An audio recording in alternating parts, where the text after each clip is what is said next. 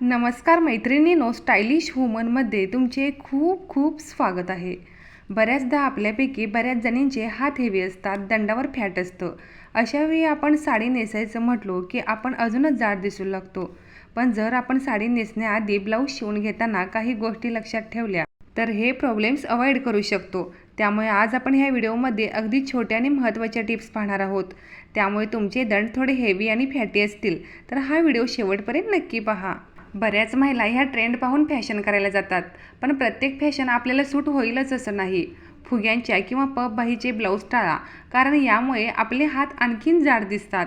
कारण फुग्यांच्या बाहीमध्ये volume create होतो आणि आपले हात आणखीनच जाड दिसू लागतात. जर तुम्हाला फुग्यांची बाही असलेले ब्लाऊज घालायला आवडत असतील तर खांद्यावरून थोडासा पफ चालू होतो असे ब्लाऊज तुम्ही घालू शकता.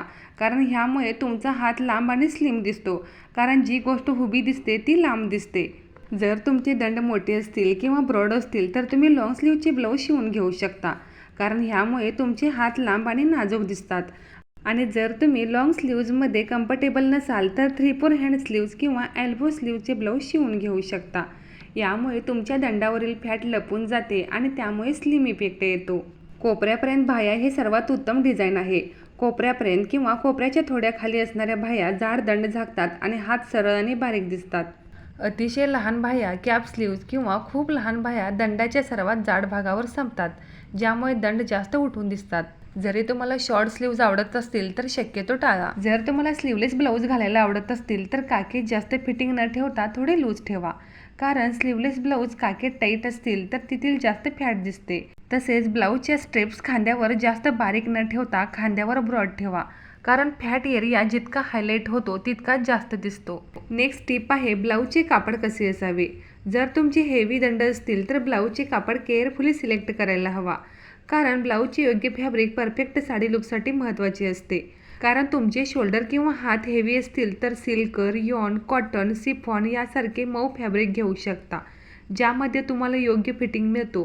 त्यामुळे अनावश्यक बल्कीनेस दिसत नाही, ज्यामुळे तुमचा हेवी एरिया हाईड होऊन तुम्ही स्लिम दिसता. पुढली टिप्स आहे ब्लाऊजचा रंग कसा असावा. जर तुमचे दंड हेवी असतील तर तुम्ही डार्क रंगाचे ब्लाऊज वापरायला हवेत.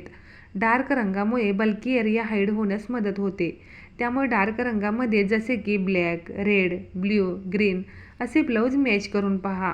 तुमचे दंड अजिबात हेवी दिसणार नाही.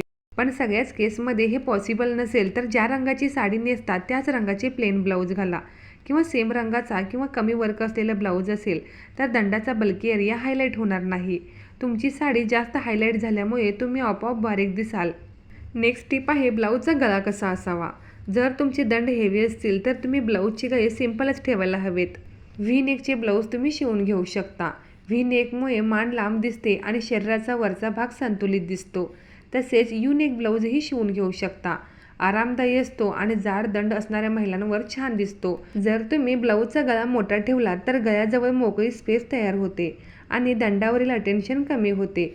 तसेच हाय नेक किंवा गळाबंद ब्लाऊज घालणे टाळावेत, कारण तुमचे शोल्डर हे जास्त ब्रॉड दिसतात. फक्त सिंपल कटचे ब्लाऊज शिवून घ्या, ज्यामध्ये तुमचे दंड बारीक दिसतील. त्यावर कोणतेही प्रकारची बॉर्डर किंवा एम्ब्रॉयडरी अवॉइड करा, कारण अशा बॉर्डरमुळे अपर लाईनवर जास्त अटेन्शन जाते, जे आपल्याला अवॉइड करायचं आहे. कारण आपल्या हेवी एरियावर जितकं लक्ष कमी जाईल तितकाच आपल्याला स्लिमिंग इफेक्ट जास्त मिळेल. त्यामुळे ब्लाऊज सिंपल शिवून घ्या. जर तुमच्या ब्लाऊजच्या स्लीव्जवरती कटवर्क डिझाईन्स असेल किंवा हेवी डिझाईन्स असेल तर सगळ्यांचे लक्ष तुमच्या हाताकडे जाईल, त्यामुळे सिंपल ब्लाऊज कधीही छान दिसेल. जर तुमचे दंड खूप हेवी असतील तर हेवी वर्कचे किंवा हेवी फॅब्रिकचे ब्लाऊज घालणे टाळा, कारण सगळे लक्ष हाताकडे जाते.